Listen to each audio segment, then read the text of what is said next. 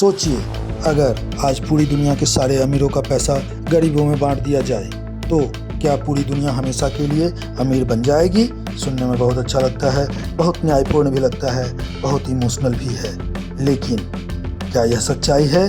आज हम इसी मुद्दे के ऊपर बात करने वाले हैं। तो दोस्तों, अगर आप इन विषयों में इंटरेस्टेड हैं तो चैनल को सब्सक्राइब कीजिए, वीडियो को लाइक कीजिए, दोस्तों के साथ शेयर कीजिए, क्योंकि इस तरह की जानकारी आपको कहीं और नहीं मिल सकती है। तो हम आगे बढ़ते हैं, लेकिन सच्चाई क्या है? सच्चाई ये है कि दुनिया की बहुत सारी स्टडीज और आर्थिक रिसर्च बताती है कि जिन लोगों के पास पैसा पहुंचता है, लेकिन वो यदि पैसा संभालने का माइंडसेट नहीं रखते हैं तो पैसा उनके पास नहीं टिकेगा। लेकिन यदि ऐसे इंसान जिनके पास पैसा संभालने का माइंडसेट है, उनका पैसा अगर कहीं और चला भी जाए तो वो कुछ समय बाद फिर से वहीं उनके पास रिटर्न आ जाता है। क्यों?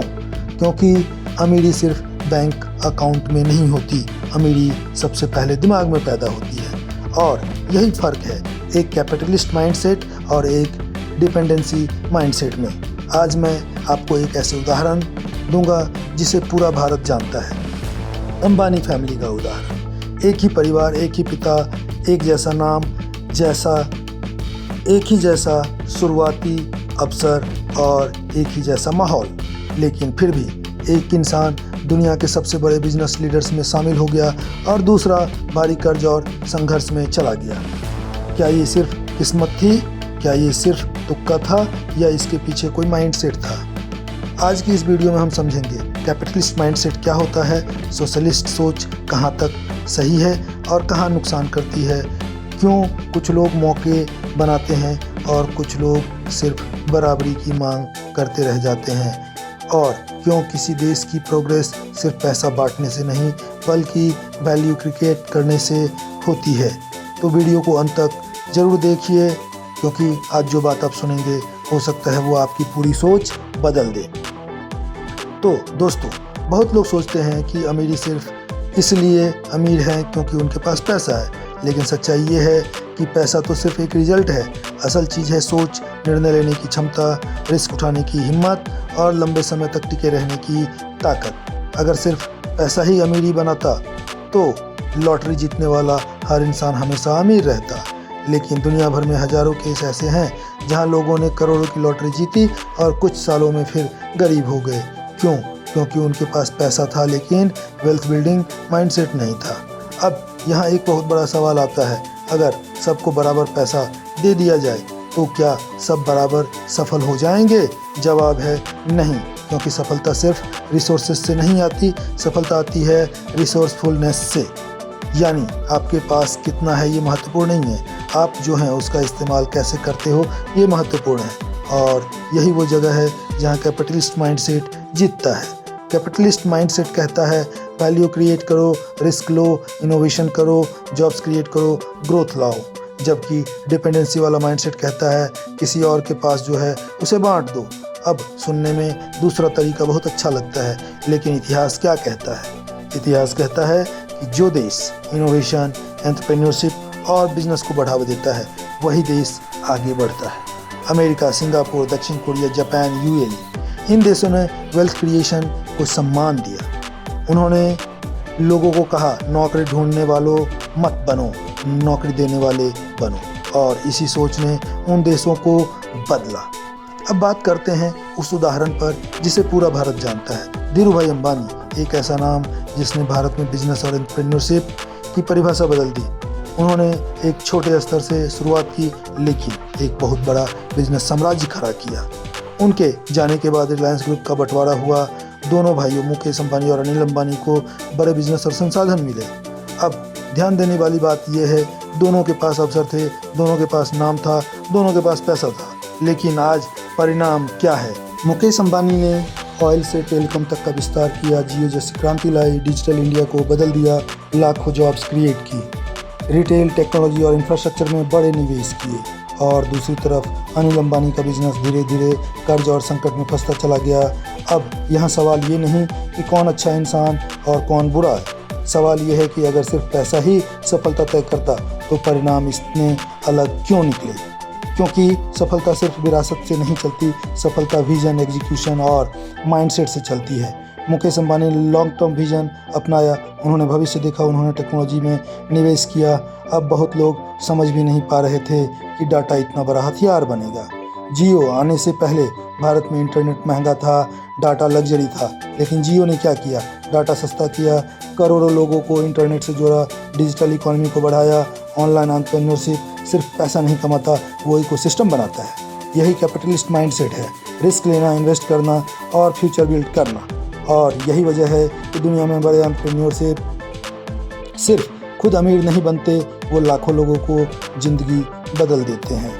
अब यहाँ कुछ लोग कहते हैं अमीरों के पास पैसा बहुत है, सब बांट दो। सुनने में अच्छा लगता है, लेकिन प्रैक्टिकल दुनिया में क्या होता है?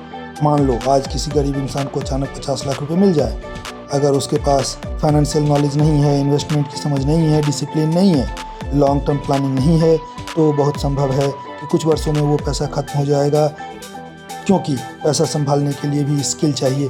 जैसा कि रिसेंटली गुड़गांव और नोएडा जैसे क्षेत्रों में दिखा गया है, जहाँ पे बहुत सारे किसानों को उनके ज़मीन का अच्छा खासा मूल्य मिला, लेकिन वो आज वापस से उसी स्थिति में पहुंच गए हैं जिस स्थिति में पहले थे।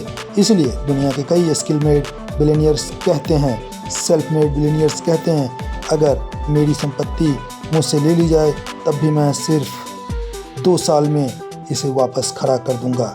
क्यों? क्योंकि असली संपत्ति बैंक बैलेंस नहीं, नॉलेज, नेटवर्क, स्किल और माइंडसेट होता है। अब इसका मतलब ये नहीं कि गरीब लोगों की मदद नहीं होनी चाहिए, बिल्कुल होनी चाहिए। एजुकेशन मिलनी चाहिए, हेल्थ केयर मिलना चाहिए, बेसिक अवसर मिलने चाहिए, लेकिन सिर्फ पैसा बांट देना और लोगों को डिपेंडेंसी में रखना, ये किसी देश को मजबूत नहीं बनाता। एक मजबूत देश तब बनता है जब लोग स्किल्ड बनते हैं, लोग एंटरप्रेन्योरशिप करते हैं, लोग वैल्यू क्रिएट करते हैं, लोग इनोवेशन करते हैं। अगर एक देश सिर्फ सब्सिडी और फ्रीबीज पर चलता रहे तो धीरे धीरे प्रोडक्टिविटी कम होने लगती है और रिस्क लेना लोग छोड़ देते हैं। लोग मेहनत से ज़्यादा उम्मीदों पर जीने लगते हैं और यही किसी भी इकोनॉमी के लिए खतरनाक होता है। अब सबसे महत्वपूर्ण सवाल, कैपिटलिस्ट माइंडसेट आखिर है क्या?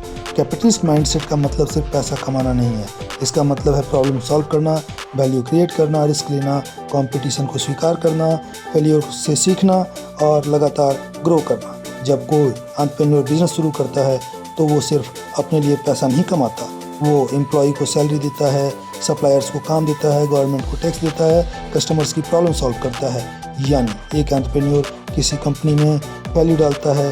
कल्पना करो अगर भारत में लाखों युवा सिर्फ गवर्नमेंट जॉब के पीछे भागने की बजाय एंटरप्रेन्योरशिप की तरफ हो जाएं तो क्या होगा? नई कंपनीज बनेगी, जॉब्स बढ़ेंगी, इनोवेशन बढ़ेगा, इंडिया की इकोनॉमी मजबूत होगी, जैसा कि आजकल ये चीज़ देखने को मिल रहा है, ट्रेंड चल रहा है। आज दुनिया में जो देश आगे हैं उन्होंने एंटरप्रेन्योर्स को विलेन नहीं बनाया, उन्होंने उन्हें नेशन बिल्डर माना। Elon Musk, Steve Jobs, Bill Gates, Ratan Tata, Narayan Murthy, Mukesh Ambani, इन लोगों ने सिर्फ पैसा नहीं कमाया, इन्होंने इंडस्ट्रीज़ खड़ी की। यही कैपिटलिस्ट माइंडसेट है, पहले वैल्यू क्रिएट करो फिर वेल्थ अपने आप आएगी। अब यहाँ एक बहुत बड़ी बात जो स्पष्ट समझनी जरूरी है, समाज में कॉम्पैशन जरूरी है, गरीबों की मदद जरूरी है, बेसिक इक्वालिटी जरूरी है, लेकिन जब कोई सोच ये कहने लगे कि सफल है उसे नीचे खींच दो, जो मेहनत कर रहा है उसे सजा दो, जो रिस्क ले रहा है उसे सब छीन लो, तो वहाँ प्रॉब्लम शुरू होती है। क्यों? क्योंकि फिर लोग मेहनत करना बंद कर देते हैं। सोचो अगर किसी इंसान को पता चले कि चाहे वो कितना भी मेहनत कर ले, कितना भी वो कमा ले, उसका रिवॉर्ड उससे छीन लिया जाएगा, तो क्या वो उतनी मेहनत करेगा? शायद नहीं। इसीलिए हेल्दी कंपटीशन ज़रूरी है, क्योंकि कंपटीशन लोगों को बेहतर बनाती है।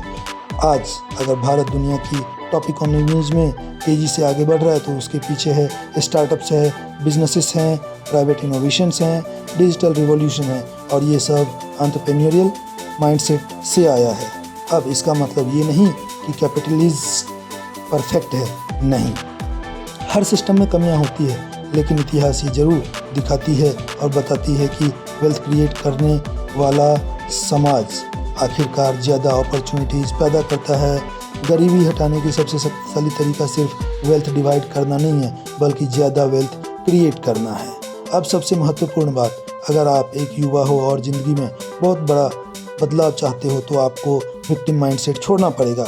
ये सोचना बंद करना पड़ेगा कि उसके पास ज़्यादा है इसलिए मैं पीछे हूँ, सिस्टम ही ख़राब है, अगर सब बराबर होता तो मैं सफल होता। नहीं, सफल लोग परफेक्ट परिस्थितियों का इंतजार नहीं करते, वो इम्परफेक्ट परिस्थितियों में भी रास्ता बनाते हैं। धीरूभाई अंबानी पेट्रोल पंप पर काम करते थे, रतन टाटा को भी संघर्ष कर देखने पड़े, नारायण मूर्ति ने छोटी शुरुआत की। हर बड़ा इंसान जीरो से शुरू होता है, लेकिन उनमें एक चीज़ कॉमन थी, उन्होंने रिस्पॉन्सिबिलिटी ली। उन्होंने दुनिया को दोष देने की बजाय खुद को अपग्रेड किया। अगर आपको अमीर बनना है तो सिर्फ पैसे से पीछे भागना बंद करो, इन चीज़ों पर काम करो। Skill development, communication skill, discipline, financial knowledge, leadership, problem solving and patience. क्योंकि असली अमीरी पहले दिमाग में बनती है, फिर बैंक अकाउंट में दिखाई पड़ती है। और याद रखो, सक्सेस कोई लॉटरी नहीं है, सक्सेस एक प्रोसेस है। तो दोस्तों, आज की वीडियो में सबसे बड़ा संदेश क्या निकलता है, आप कमेंट करके ज़रूर बताइए। सिर्फ पैसा किसी को अमीर बना सकता है क्या? सिर्फ बराबर बांट देने से सब बराबर सफल हो जाते हैं क्या? असली फर्क माइंडसेट का नहीं होता है क्या? एक इंसान अपॉर्चुनिटी देखता है, दूसरा इंसान शिकायत देखता है। एक इंसान रिस्क लेता है, दूसरा सिर्फ सुरक्षा चाहता है। एक इंसान वैल्यू क्रिएट करता है, दूसरा सिर्फ डिस्ट्रीब्यूशन की बात करता है। और इतिहास गवाह है, दुनिया हमेशा उन लोगों को याद रखती है जिन्होंने कुछ बनाया, कुछ क्रिएट किया, कुछ बदला। इसलिए अगर ज़िंदगी में बड़ा करना है तो दूसरों की वेल्थ गिनना बंद करो, अपनी वैल्यू बढ़ाना शुरू करो। क्योंकि आज जिस दिन आपकी स्किल, आपकी थिंकिंग और आपका विजन बड़ा हो जाएगा, उस दिन पैसा भी आपके पीछे आएगा। याद रखो, गरीब जेब में नहीं, पैसा होने से नहीं होता है, गरीब सोच से आदमी होता है। अगर आपको ये वीडियो पसंद आई तो लाइक, शेयर और चैनल को सब्सक्राइब जरूर कीजिए, क्योंकि यहाँ हम सिर्फ मोटिवेशन नहीं, माइंडसेट ट्रांसफॉर्मेशन की बात करते हैं। जय हिंद, थैंक यू।